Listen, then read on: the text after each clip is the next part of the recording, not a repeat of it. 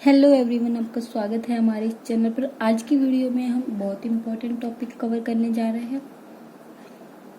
तो क्वेश्चन है आपका, नॉर्मल लॉस और एबनॉर्मल लॉस में क्या डिफरेंस होता है। ये क्वेश्चन भी आपसे एग्जाम में जरूर पूछा जाता है।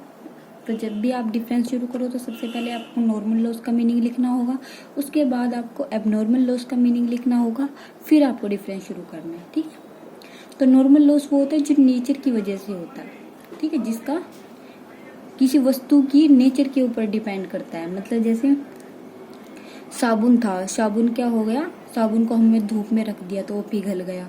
या बर्फ थी, बर्फ का हम कोई व्यापार कर रहे हैं, बर्फ भी हमारी वस्तु है, बर्फ को हमने धूप में रख दिया तो वो भी पिघल गई। ठीक है।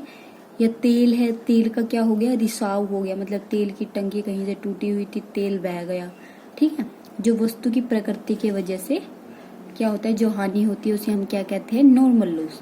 एबनॉर्मल लॉस क्या होता है, जो अचानक से होता है। जैसे बाढ़ आ गया, भूकंप आ गए, तूफान आ गया, ठीक है, आग लग गई, चोरी हो गई, ये क्या होते हैं, एबनॉर्मल लॉस, जिनका हमें पता नहीं होता, एकदम से अचानक हो जाता है, बड़े बड़े लॉस। ठीक है।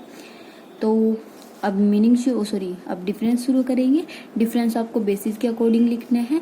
बेसिस में भी आपको जब भी आप डिफरेंस शुरू करो तो सबसे पहले डिफरेंस में भी आपको सबसे पहले पॉइंट मीनिंग का ही लिखना है।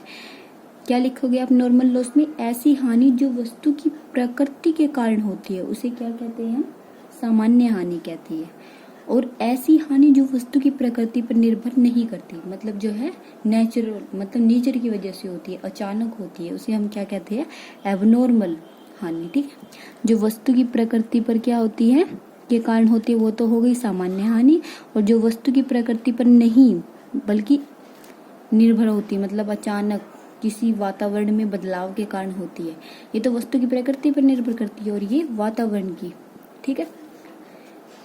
उसके बाद एग्जाम्पल इसका दे रखा है, जैसे तेल का रिसाव हो गया, साबुन का वाष्प बन जाना, बहुत सारे होते हैं। जैसे हमने बर्फ का व्यापार कर रखा था, बर्फ पिघल गई, रखी रखाई। ठीक है। तो ये सारे क्या होते हैं, नॉर्मल लॉस होते हैं। एबनॉर्मल में क्या हो गया, इस हानि के अंतर्गत दुर्घटना हो गई, बाढ़ आ गया, भूकंप आ गया, आंधी तूफान, आग लगना, चोरी लगना, ये सारे क्या होते हैं, अपने एबनॉर्मल लॉस होती है। उसके बाद अब पार्ट ऑफ कॉस्ट, यह हानि प्रेषित माल की लागत का हिस्सा होती है। मतलब क्या होता है, जैसे हमने तेल था हमारा 100 रुपए का, उसमें से हमारा 10 रुपए का, मतलब 100 लीटर तेल था हमारा, 100 लीटर में से 10 लीटर का हमारा रिसाव हो गया। तो क्या हो गया, इससे वस्तु की लागत में ही हमारी क्या हो गई, माल की लागत का ही हिस्सा ये होता है। मतलब हमारी लागत बढ़ जाएगी, ये जो लीक हुआ है इसकी वजह से हमें जो लॉस हुआ है वो इसमें ही ऐड होगा। ठीक। और एबनॉर्मल में क्या होता है, यह हानि प्रेषित माल की लागत का हिस्सा नहीं होती, मतलब ये उसका हिस्सा नहीं होगी। एंट्री, इसकी अलग से कोई लेखांकन प्रविष्टि नहीं की जाती, इसकी कोई भी हम एंट्री नहीं करते नॉर्मल लॉस की। इस हानि की अलग से प्रविष्टि करने की आवश्यकता होती है, लेकिन एबनॉर्मल लॉस की हम क्या करते हैं, एंट्री करते हैं। कंप्यूटेशन, सामान्य हानि स्वयं ही लागत का हिस्सा बन जाते हैं। जैसे 100 लीटर का तेल था, 10 लीटर का हिसाब हो गया तो ये 110 लीटर का हो गया, तो ये हमारी क्या हो गई, लागत बढ़ गई, तो ये क्या हो गया, स्वयं ही लागत का हिस्सा बन गई। इस हानि की गणना करते समय प्रत्यक्ष व्यय के आनुपातिक भाग को लागत में शामिल किया जाता है। मतलब जितने का हमारा लॉस हुआ है उसके परसेंटेज को हम इसमें शामिल करेंगे। एस्टिमेशन, इस हानि का अनुमान पहले से ही लगा लिया जाता है।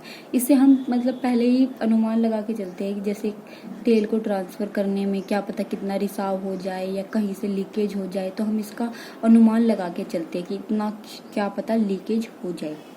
इस हानि का अनुमान नहीं लगाया जाता, जैसे आग लग गई, भूकंप आ गया या बाढ़ आ गई, तो इससे हमें ये नहीं पता लगता कि हमारा कितना माल नष्ट होगा, कितना बचेगा, ये अचानक से आती है, तो इसका एस्टिमेशन हम नहीं लगा सकते।